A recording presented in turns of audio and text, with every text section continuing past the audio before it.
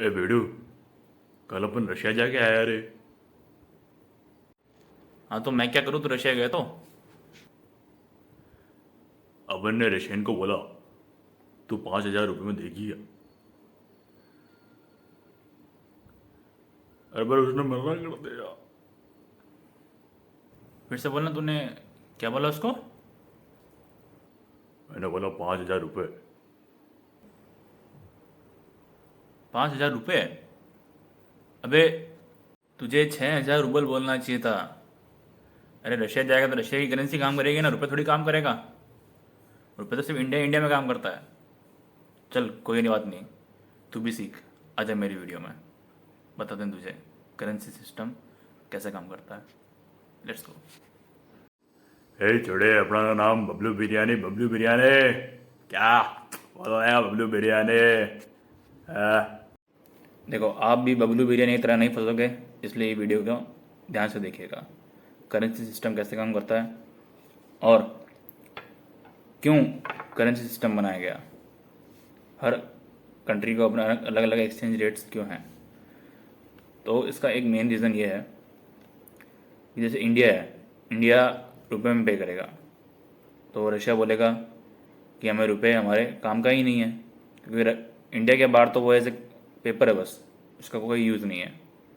तो इंडिया पहले रुपए को रूबल में चेंज करेगा या फिर डॉलर में बदलेगा, फिर पेमेंट करेगा। अब रशिया को अगर इंडिया में टी चाहिए तो उसे रूबल या रुपये से पे करना पड़ेगा, ठीक है। यही करेंसी एक्सचेंज का खेल होता है। अब सीन ये है कि ऑयल एंड गैस मार्केट में सिर्फ डॉलर में चलता है, इसे पेट्रो डॉलर सिस्टम कहते हैं। डॉलर को सब सेफ मानते हैं क्योंकि अमेरिका की जो इकोनॉमी है वो बहुत ज़्यादा स्टेबल है और सबको अमेरिका पर भरोसा है कि ये कभी भी मतलब बैंकरप्ट नहीं होगा। और वर्ल्ड का फॉरेक्स रिजर्व 60% डॉलर में ही है। तो सिंपल समझो, स्कूल में सब अपनी लैंग्वेज बोलते हैं, पर टीचर ने बोला बस अब इंग्लिश में ही बात करो। वैसे ही दुनिया में ने बोला कि अब बस डॉलर में ही ट्रेड करेंगे, क्योंकि dollar as a international trade language बन चुकी है। तो मतलब रुपये की कोई वैल्यू नहीं है, ऐसा थोड़ी हो सकता है उसकी, पर उसकी एक लिमिटेशन है। बिल्कुल, रुपये अपने देश का एक हीरो है, पर दुनिया का हीरो अभी डॉलर ही है। समझ गया बबलू बिरयानी? अगली बार जब फॉरेन ट्रिप करे तो मेरी मदद लेकर जरूर जाना, नहीं तो चॉकलेट भी नहीं मिलेगी, ठीक है। चलो मिलते हैं अगली वीडियो में, जब तक के लिए जय हिंद, जय भारत। अब एक इसमें बायलैटरल ट्रेड एग्रीमेंट आपने बहुत जगह पढ़ा होगा न्यूज़पेपर में, या फिर आप अच्छे न्यूज़ चैनल्स को देखते हो तो वहाँ पे ये चीज़ें आती होगी। अगर आप दूसरे न्यूज़ चैनल देखोगे इंडिया वाले, तो उनमें सिर्फ पॉलिटिकल बातें ही चलेगी। और आप अच्छे न्यूज़ चैनल देखो, उसमें बायलैटरल ट्रेड एग्रीमेंट्स की न्यूज़ आती रहती है हर हर वीक या हर मंथली।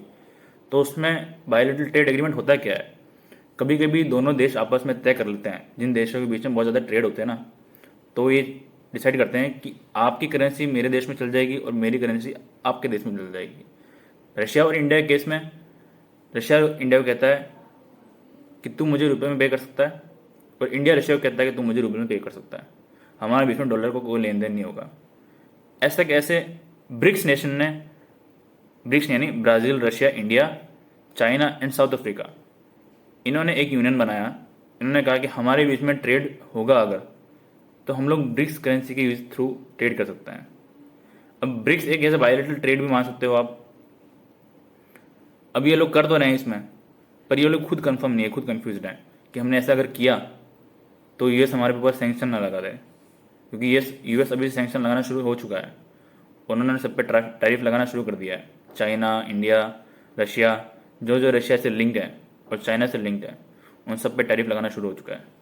तो इस वजह से सबने डिसाइड किया है कि हम लोग अपनी अपनी एक बायलैटरल ट्रेड के थ्रू एक करेंसी बनाते हैं जो डॉलर के ऊपर डिपेंडेंसी कम की जाए, जिससे कि यूएस की मोनोपोली खत्म हो और डॉलर की मोनोपोली खत्म हो।